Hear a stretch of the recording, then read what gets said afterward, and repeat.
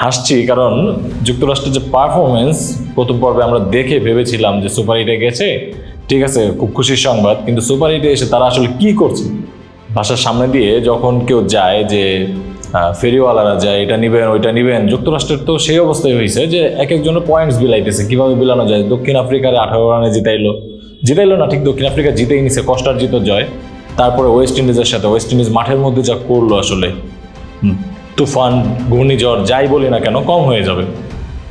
একইভাবে যদি দেখেন যে 129 রানের টার্গেট, 10 ওভার 5 বলে ওয়েস্ট ইন্ডিজ জিতে নিল যুক্তরাষ্ট্রের সাথে। যুক্তরাষ্ট্রের বোলিং ছন্ন ছাড়া, দিশে হারা, আপনি সব কিছু বলতে পারেন।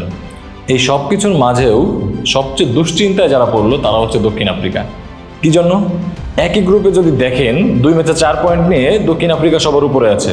ওয়েস্ট ইন্ডিজ এই ম্যাচ জেতার পরে অবশ্যই 2 নম্বরে চলে আসলো, 3 নম্বরে ইংল্যান্ড, 4 নম্বরে যুক্তরাষ্ট্র তো আর কোনো চান্স নেই সেমিফাইনালে যাওয়ার কথাও তাদের ছিল না। 2 ম্যাচে 2টাতেই হারছে।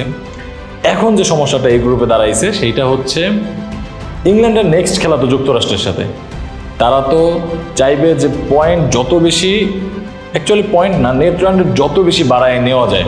অর্থাৎ ওয়েস্ট ইন্ডিজ আজকে যে কাজটা করলো, 10 ওভার 5 বলে ম্যাচ জিতলো যুক্তরাষ্ট্রের সাথে। হয়তোবা সেম জিনিসটা না, বাট 17, 16, 18 ওভারে যদি আপনি জিততে পারেন, বা যদি আগে ব্যাট করেন তাহলে আসলে 40 রান 50 রান ব্যবধানে যদি জিততে পারেন, তাহলে আসলে ওয়েস্ট ইন্ডিজের যে 3 নম্বরে আছে ওয়েস্ট ইন্ডিজের কিন্তু 4 পয়েন্ট হয়ে যাবে এবং নেট রান রেট বেড়ে যাবে। তো সেইখানে কিন্তু একটা সুবিধা আছে। কিন্তু মূল সমস্যাটা কোন জায়গায়? আসলে মূল সমস্যাটাই দাঁড়াচ্ছে দক্ষিণ আফ্রিকার জন্য, যারা 2 ম্যাচে 4 পয়েন্ট হয়ে গেছে, ঠিক আছে, কিন্তু আপনি নেট রান রেটের দিকটা যদি দেখেন, নেট রান রেটে একইভাবে প্রথম ম্যাচ জিতলো 18 রানে, সেখানেও নেট রান রেট খুব বেশি বাড়লো না।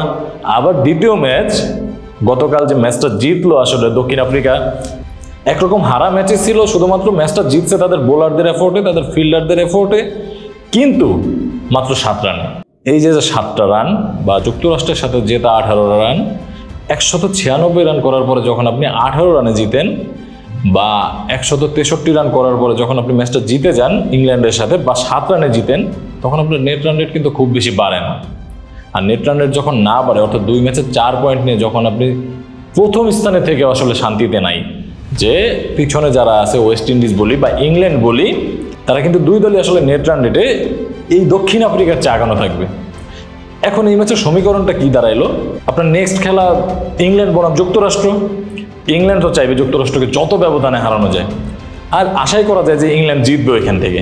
তো ইংল্যান্ড কিন্তু আবার দ্বিতীয়তে, মেবি প্রথমে যদি যাওয়ার সুযোগ থাকে, নেট রান রেটে চলে যাবে। নেক্সট যে ম্যাচটা ওয়েস্ট ইন্ডিজ বনাম দক্ষিণ আফ্রিকা, সেটা কিন্তু একটা অঘোষিত ফাইনাল হয়ে যাবে।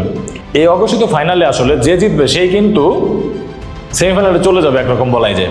কিভাবে আমি বলতেছি, একটা হচ্ছে দক্ষিণ আফ্রিকা, তারা যদি জিতে যায় তাহলে কিন্তু আসলে তাদের পয়েন্ট হয়ে যাবে 6। তো সেখানটায় তাদের আর পিছনে তাকানোর কিছু নাই। একইভাবে যদি ওয়েস্ট ইন্ডিজের কথা চিন্তা করেন, তারা যদি জিতে যায় তাহলে কিন্তু পয়েন্ট হয়ে যাবে 4।